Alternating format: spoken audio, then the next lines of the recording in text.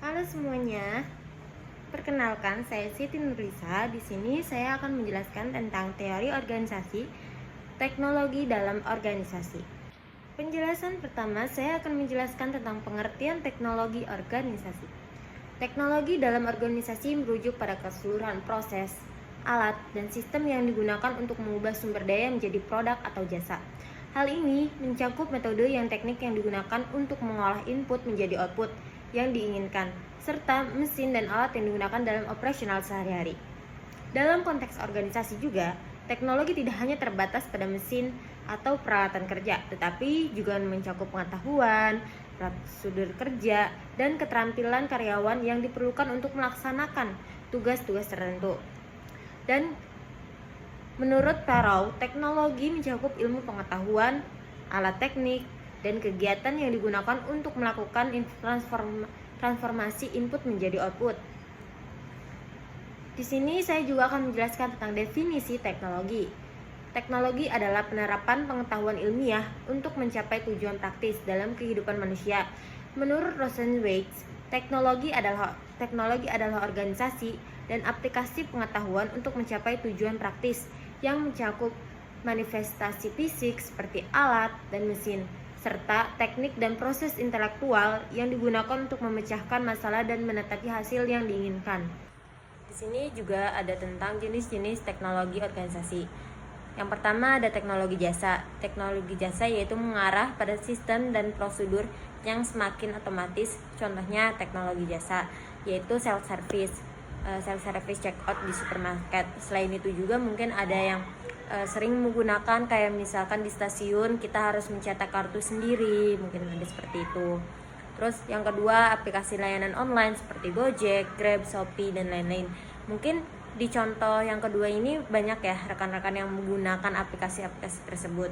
Yang ketiga, ada aplikasi pendaftaran online tanpa antri untuk membuat sesuatu kayak misalkan untuk membuat kartu kuning atau kartu pencari kerja itu kita harus mendaftar secara online ya, juga bisa. Selanjutnya ada jenis-jenis teknologi organisasi, teknologi manufaktur. Mencakup berbagai bentuk seperti produksi batch kecil, produksi massal, atau produksi kontinu. Yang pertama ada produksi batch atau pembuatan produksi dalam jumlah tertentu dalam satu kali proses. Yang kedua ada produksi massal, pembuatan produk dalam jumlah besar dengan proses berulang. Contohnya produksi sepeda motor itu kan sekali sehari itu produksi bisa sampai ratusan ya. Yang ketiga ada proses continue yaitu proses berjalan terus menerus tanpa henti. Contohnya produksi air minum, terus produksi bahan bakar. Kalau misalkan produksi air minum kan itu kita gunakan sehari-hari ya, apalagi banyak gitu ya, semua orang menggunakan air minum kemasan juga. Sini saya juga akan menjelaskan tentang komponen teknologi organisasi. Yang pertama, infrastruktur teknologi informasi, hardware komputer, server, router, printer, dan perangkat lain yang digunakan untuk operasional harian. Software, aplikasi operasional Microsoft Office, software akuntansi, dan lain-lain, sistem operasi, serta software pendukung jenis lainnya. Jaringan, koneksi internet jaringan lokal, LAN, dan koneksi aman seperti VPN.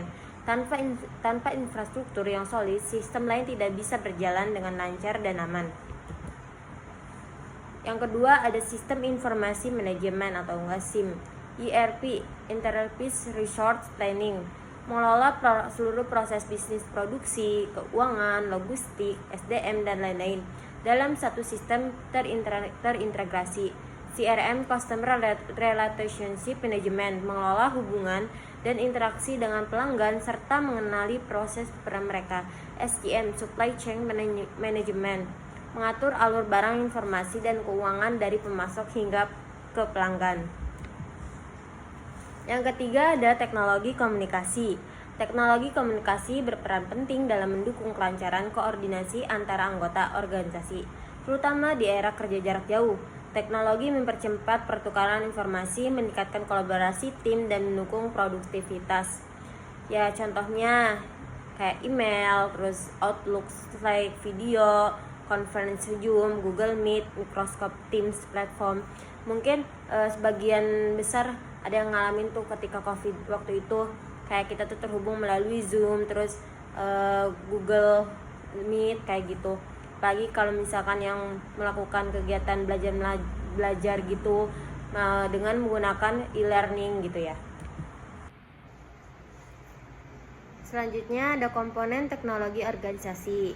Sistem otomasi proses RPA, Robotic Process Automation, mengotomatiskan tugas rutin seperti input data atau pengarsipan dokumentasi, artikel inteligensi, membantu dalam pengambilan keputusan otomatis berbasis data workflow. Automation, sistem persetujuan otomatis, pelacakan tugas dan notifikasi pengingat otomatis.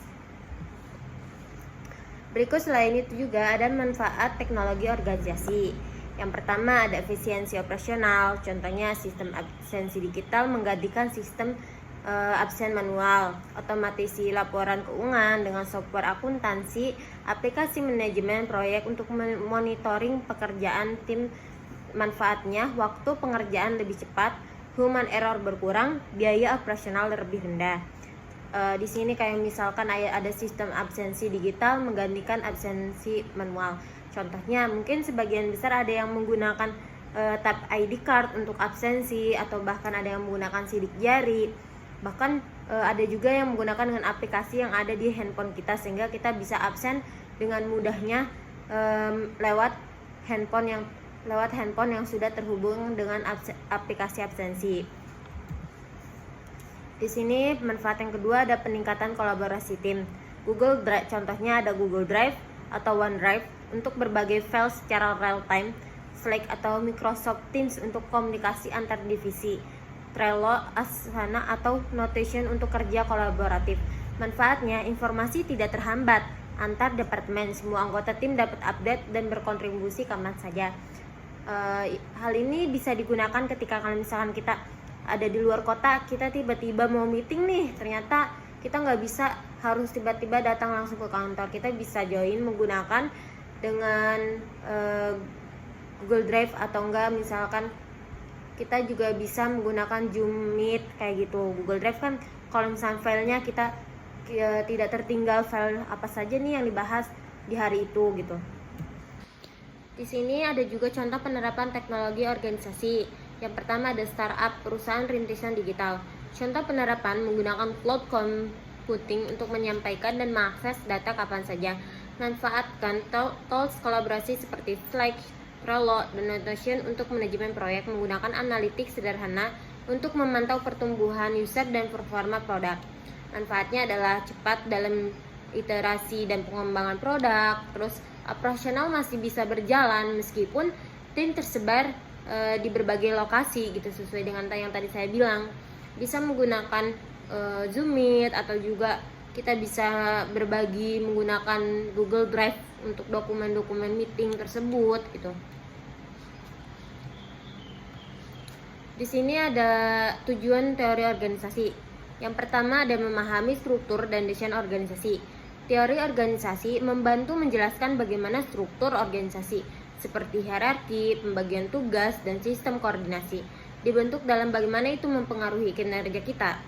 Yang kedua, ada menganalisis perilaku dalam organisasi. Teori ini mempelajari bagaimana individu kelompok berperilaku di dalam organisasi, serta bagaimana budaya kepemimpinan dan motivasi mempengaruhi perilaku tersebut. Yang ketiga, ada meningkatkan efisiensi dan inovasi. Teori organisasi membantu menjelaskan bagaimana organisasi bisa beradaptasi terhadap perubahan lingkungan dan mendorong inovasi tersebut. Mungkin berikut adalah kesimpulannya, yaitu teknologi memiliki peran yang sangat penting dalam meningkatkan efisiensi dan efektivitas operasional organisasi. Teknologi tidak hanya mencakup alat dan mesin, tetapi juga mencakup metode, prosedur kerja, dan keterampilan yang digunakan dalam organisasi tersebut. Tipologi teknologi yang ditemukan oleh beberapa ahli seperti Woodward, Farrow, dan Thompson menunjukkan bahwa penggunaan teknologi dalam organisasi harus sesuai dengan karakteristik dan kompleksitas tugas yang dilakukan. Dengan penerapan teknologi yang tepat, organisasi dapat meningkatkan daya saing, mengurangi biaya operasional, dan meningkatkan kualitas produk maupun layanan. Dalam era digital seperti saat ini, perkembangan teknologi informasi dan komunikasi telah membawa perubahan signifikan dalam cara organisasi bekerja. Oleh karena itu, manajemen organisasi harus memiliki strategi yang baik dalam mengelola perubahan teknologi agar dapat terus beradaptasi dan berkembang di tengah persaingan yang semakin ketat. Sekian dari saya, terima kasih. Wassalamualaikum warahmatullahi wabarakatuh. Sampai jumpa.